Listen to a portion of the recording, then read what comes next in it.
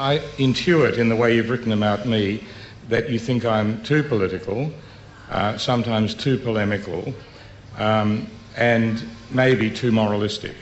I might be wrong, but I've just occasionally had, between the lines, and you've written 2 or 3 things. So can I take something which might focus the issue? Yeah, it's a very striking thing from reading the Holocaust. Bear with me, it's an interesting passage.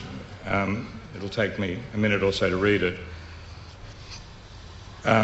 My finest and largest anxiety arises from what might seem Saul Friedlander's least consequential statement, that the final solution confronts the would-be investigator with so exceptional a situation that, and you then quote from him, it calls for the fusion of moral and cognitive categories in the course of historical analysis as such.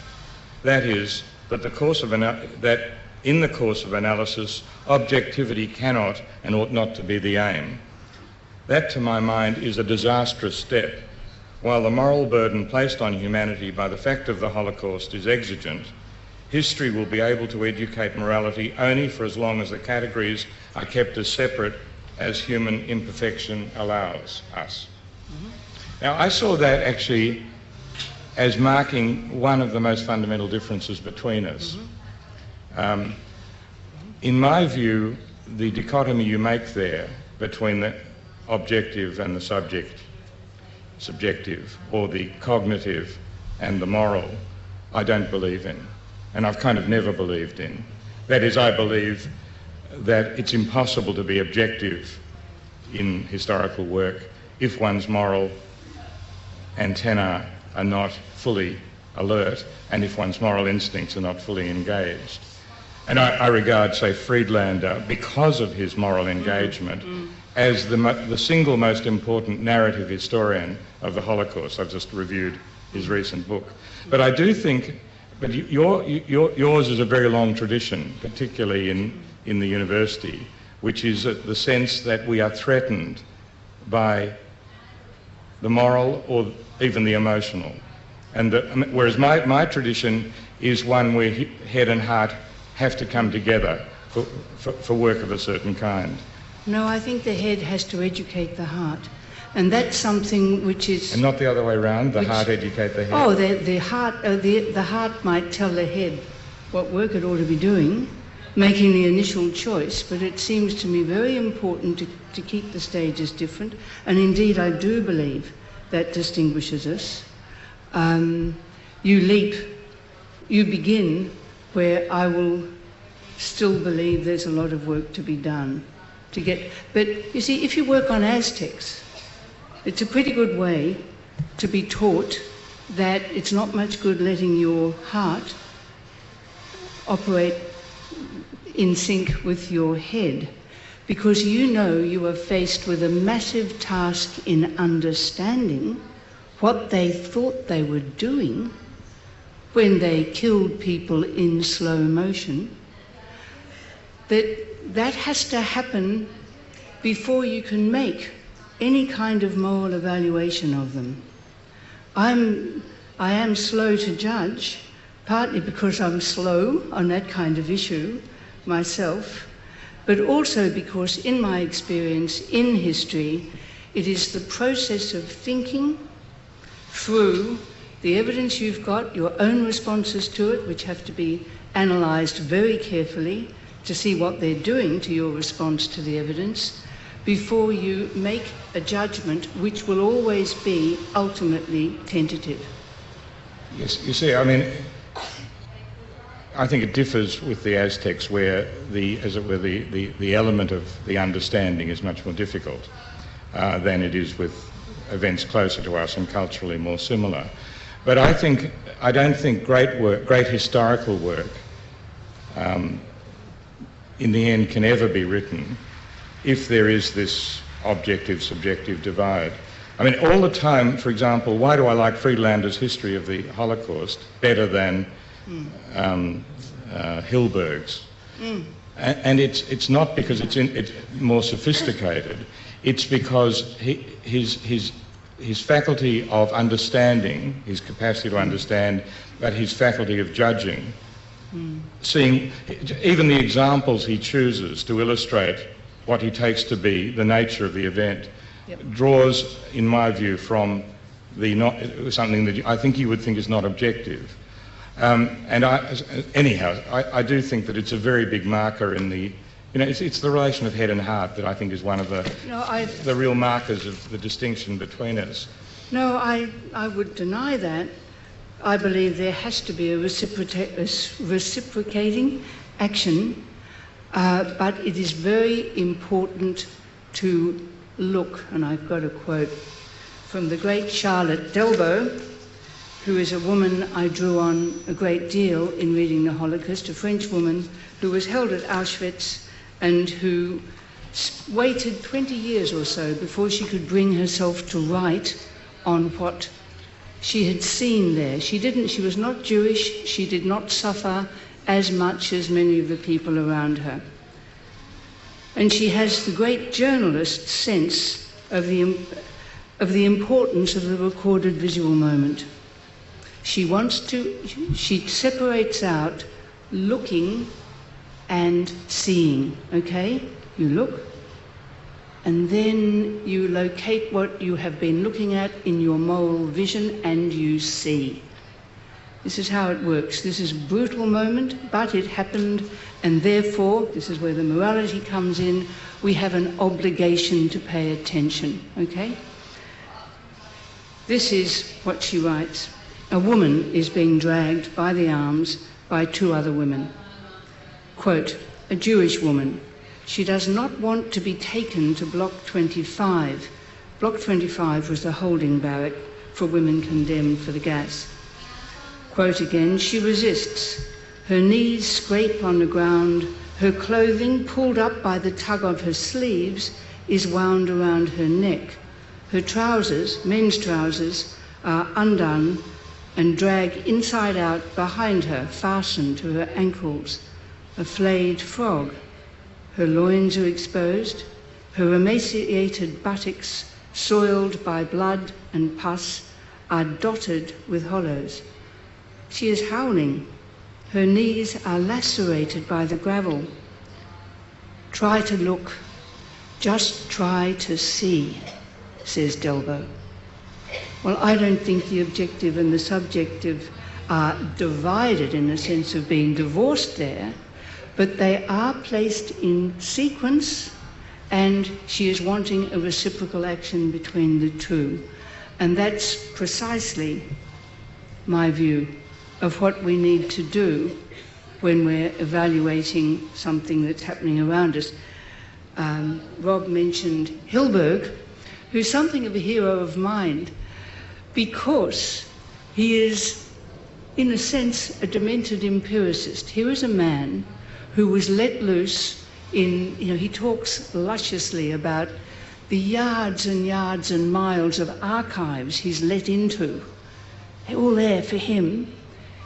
He works on the railroad timetables that the German state has preserved immaculately, so he can demonstrate how many people are put on what trains going where, and that those trains return empty. Okay?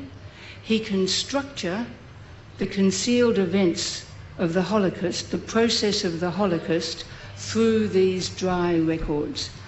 And that moved me very much. It seemed to me that this was such a triumph of the disciplined human mind at serious work.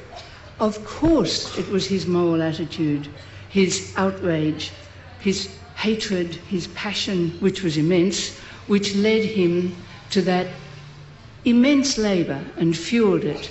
But he knew if he wanted to be able to demonstrate what had happened, masked from sight in Germany, he would have to be immaculate in reasoning and evidence throughout. I mean, I don't disagree with that, of course. Can I turn to, time is limited, Dancing with Strangers? Indeed. I don't know how many people here have read Inga's book. It's a wonderful book. And I'd partly like to try my interpretation of it on you, but also to point to pretty fundamental disagreements with it, if that's all right. My interpretation of the book is that it provides a wonderfully fruitful myth of origin for this society.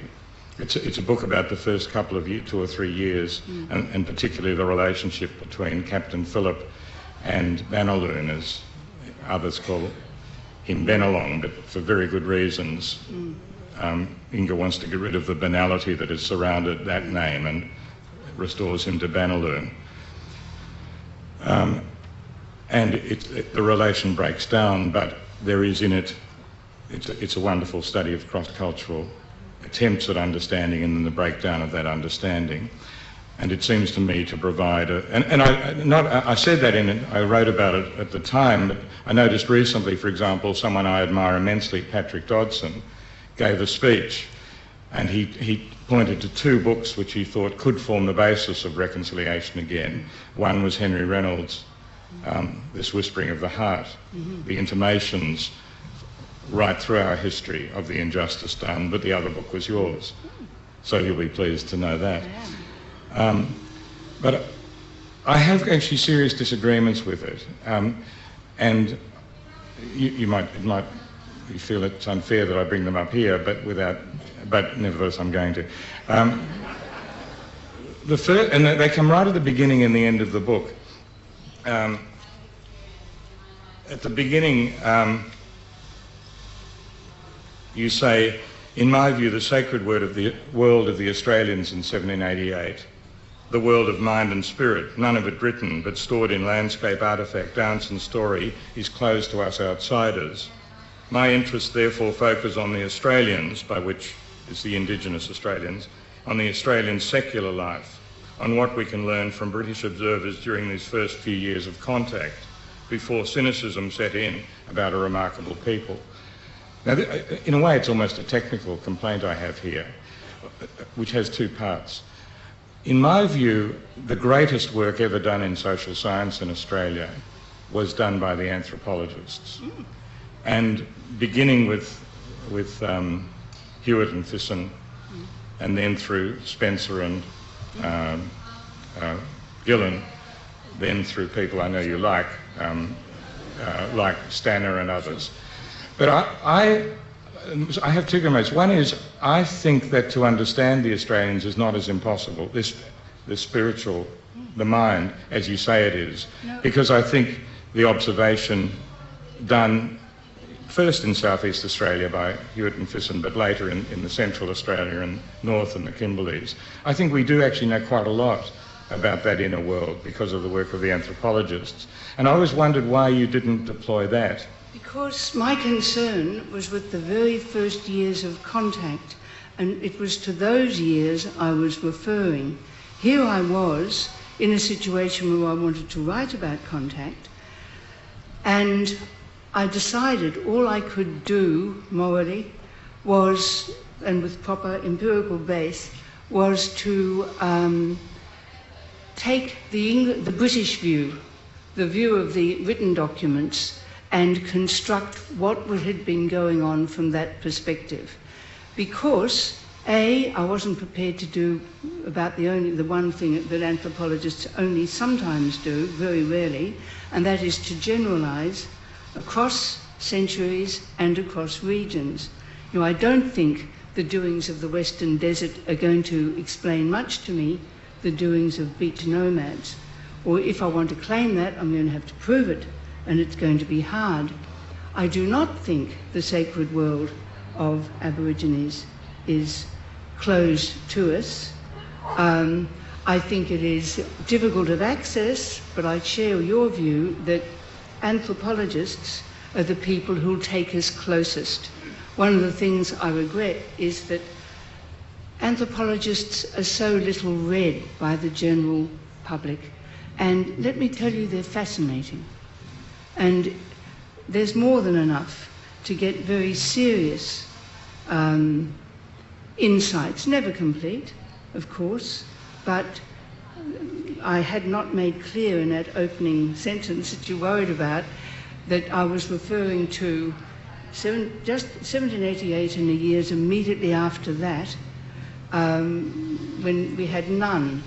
We only had ignorant eyes looking at what was going on around them. That was my worry, that the Bannerloon and all the others were seen through the eyes of the people arrived with Philip, who couldn't possibly know about the inner world. It took a lot of time to even fathom some of this. Except that some of them learnt a remarkable amount. One of my favourite characters was David Collins, who began thinking Philip was crazy to spend all his time on these savages, and who then, having watched them in action through time, began to understand the ideal of warriordom, which sustained men in spearing situations. They began to learn on the evidence they had available to them, but they did not have any of the evidence we have. But some of them had the curiosity. William Dawes, for example. I mean, if he'd been allowed to stay, we could have had extraordinary information, but he was shipped out. Yeah. So, I want to demonstrate that the acquiring of understanding of how other people think is an immensely difficult thing to do, and it takes time and concentration. As Inga's daughter-in-law will attest, I'm used to 3-hour sessions of teaching. I'm incredibly alarmed that we've got to 6:20 when I'm at the beginning of what I was hoping to do. Can I ask, perhaps there'll be time for questions. I mean, really, we should go on for much longer than 3/4 of an hour. But if I can ask one other question about that book. And there's been a very interesting dispute between you and, I know someone you are very close to, John Hurst, a colleague at La Trobe University. And it really takes us to the heart of the way in which we're to look at the dispossession. And I'll quote again from Dancing with Strangers. It's right at the end of the book, and it's a sentence that I disagreed with the meaning of. It says, our two main protagonists, Philip and Bannerloon, were given no space for reflection, revision, or even explanation of their own positions. Each failed to their own and their people's injury, and to ours. Now, I want to think about that sentence, because what the argument, as I understand it, between you and John is, John Hurst is a doer realist. And he's such a realist that he thinks once the British came and were determined to stay and to advance the pastoral economy, tragedy was absolutely inevitable. He, in my view, his position, and he goes much further than I would, because he says, because we intend to stay still, we can't even apologise. It was scripted, it was a tragedy, but it was an unavoidable tragedy given the British arrival. In your book, if I'm right, you've created not only a very attractive myth of origin, but also one that, in my view, is in the end unrealistic, because it's the two words I object to, and ours, as if somehow, if things had gone better in those first 3 or 4 years, it could have been different. Now, everything in my understanding of history suggests it couldn't. So that what I love in the book is the sensitivity in which you invoke the relationship, but what I don't agree with is that this is more than a myth of origin. So do you, in fact, agree with John Hurst? I think, my view is that the dispossession was inevitable and tragedy was scripted, and that even though I don't agree with him that some settlers behaved less well than others, I think you can give a much more varied account. My view is, and this goes to the heart of why I think a genocide took place in this country, and it's a big issue between us, I know, is that it had to happen. And I'd go even further and say this, that the British already knew what happened to Indigenous people because they'd been in North America, and they saw what disease did, and they saw what the struggle for land did, and so on. And so that it wasn't as if it was an unknown matter when they decided to settle this country. I don't think there's anything we can do about it, except think about it. But I do have the view that there's an absolutely inescapable tragedy involving the near destruction of a people that, you know, mysteriously has almost 50,000 years of continuous life here. So this is where I have a bit of distance from those words "and ours," as if it could have been other. Oh, I don't think they were meant to imply it could have been other, except that in fact it seems to me that of course there would have been massive change. There's no doubt about that. But it would not have exhausted human intelligence to have found situations, remedies, as Philip tried to do, which did not lead to the wholesale expropriation. There was no doubt there was going to be an absolute convulsion, not least because so many Aborigines chose to become sedentary, to settle around the honeypot. Stannard, we agree with, has got a brilliant way of understanding that. Sure, but you know, once they've settled, once they become dependent on rations, they are then vulnerable to internal competition, and that's when the anthropologists come in and show us the consequences of what happens when relationships which depend on the ability to go away when there's too much immediate conflict, to leave, to disperse, and when it's what another anthropologist calls relational density, when the reciprocal demands which are made on kin, when you're in small groups moving around your territory, your country, become intolerable when you're jammed up cheek by jowl and the persistent demands never stop. In other words, there seems to me a lot more going on which was going to doom them anyway than the standard accounts. And the genocide covers it all. It doesn't begin to touch the internal dynamics, which seem to me fascinating, and nor does it touch the adaptability and the resilience with which some groups manage to perch themselves, as it were, on the perimeter of white society and retain the modes of interaction, the relationships they cared about most, which distinguished them from the wider community. It was one of the triumphs, I think, of Aboriginal Australia, their resilience and their adaptability in bleak circumstances. And I think it's there that the shock of being forced to pay attention to the situation of so many of those remote communities that came with the intervention, crass as that was, I think that dramatised the failure of dreams of easy reconciliation and so on. So I think we have to re-examine what's going on yet again. Much more important, Aboriginals have to have a chance to analyse what's happened and what they can now do to preserve what they care about most. And do you have an unpleasant question for me? No. No, it just seems to me that one thing that came out of a session here, James Meek, no, it wasn't, it was in an article he had in the Advertiser. He was talking about, can I find it? Yep, misimagining the tragedies inherent in the misimagining of other people, individuals, and other societies. The example he points to for other societies is Iraq, that we would go into Iraq misimagining what the country was like and therefore hopelessly at a loss when it came to coping with what actually happened. We all know what happens when we misimagine another person, and some of us know what it is when we misimagine ourselves. We have a certain vision of ourselves which turns out to be false, okay, or has to be adjusted.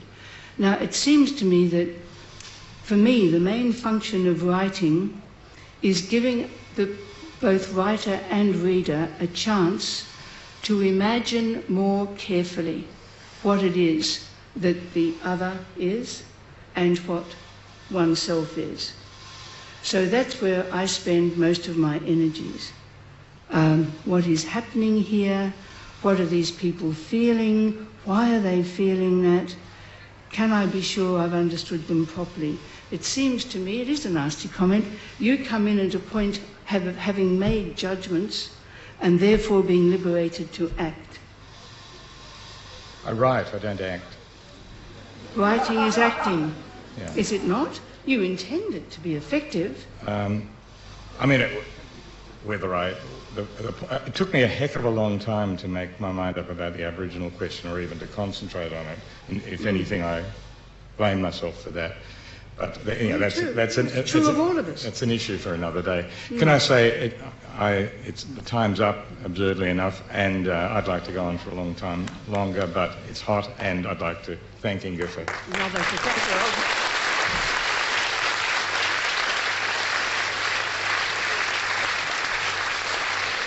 Thank you.